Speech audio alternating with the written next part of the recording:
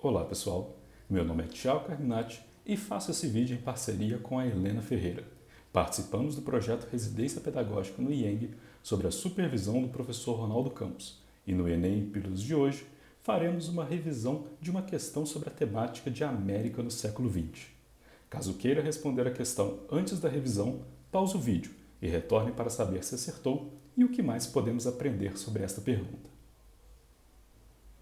Na questão lemos: a divisão internacional do trabalho significa que alguns países se especializam em ganhar e outros em perder. Nossa comarca no mundo, que hoje chamamos de América Latina, foi precoce. Especializou-se em perder desde os remotos tempos em que os europeus do Renascimento se aventuraram pelos mares e lhes cravaram os dentes na garganta. Passaram-se os séculos e a América Latina aprimorou suas funções. E logo abaixo segue a pergunta. Escrito na década de 1970, o texto considera a participação da América Latina na divisão internacional do trabalho, marcada pela... Mas antes, vamos entender um pouco sobre este período. A divisão internacional do trabalho, abreviada DIT, é a distribuição da produção econômico-industrial internacional.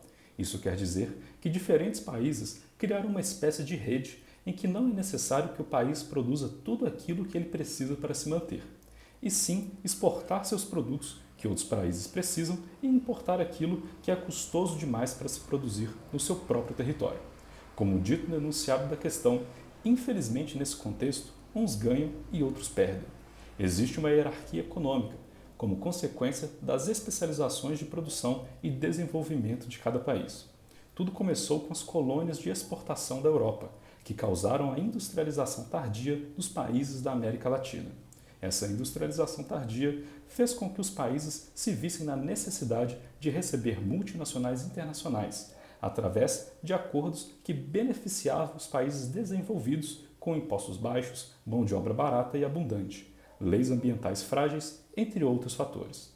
Tais multinacionais, por vezes, realizavam somente o processo de montagem dos produtos, como no caso de mercadorias industrializadas. No entanto, também produzem matéria-prima para exportação. Agora, vamos retomar a pergunta e analisar cada alternativa para descobrirmos a correta. Escrito na década de 1970, o texto considera a participação da América Latina na divisão internacional do trabalho, marcada pela opção A, produção inovadora de padrões de tecnologia. A tecnologia certamente avançou muito até chegar na fase atual da DIT. No entanto, aqueles que detêm maior parte da tecnologia no quesito de produção são os países desenvolvidos. Opção B. Superação paulatina do caráter agroexportador. Mesmo com a presença das multinacionais, os países continuam tendo um forte caráter agroexportador, principalmente devido ao clima diferente do europeu, produtos únicos, e essa especialidade é uma vantagem na agroexportação, em casos tão importantes que se torna uma necessidade econômica para o país. Opção C. Apropriação imperialista dos recursos territoriais. A primeira fase da DIT se dá com a expansão marítima e, consequentemente, o imperialismo, em que são instaladas as colônias de exploração da América Latina, e seus recursos territoriais são usados para os benefícios das coroas e para o lucro de seus impérios. Opção D. Valorização econômica dos saberes tradicionais.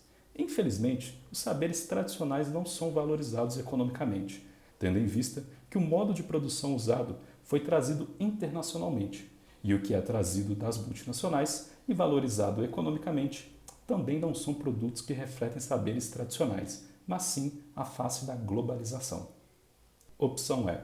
Dependência externa do suprimento de alimentos. Com mercados internos autossuficientes, grandes áreas e produções rurais e comércio interno de produtos locais, os países não se veem em necessidade de depender externamente de alimentos. Dadas as opções, podemos perceber que a resposta correta para essa questão é a opção C, apropriação imperialista dos recursos territoriais. E você? Conseguiu acertar a questão? Que outro tema gostaria que abordássemos aqui? Deixe seu comentário aqui no vídeo. Esperamos ter ajudado e até a próxima!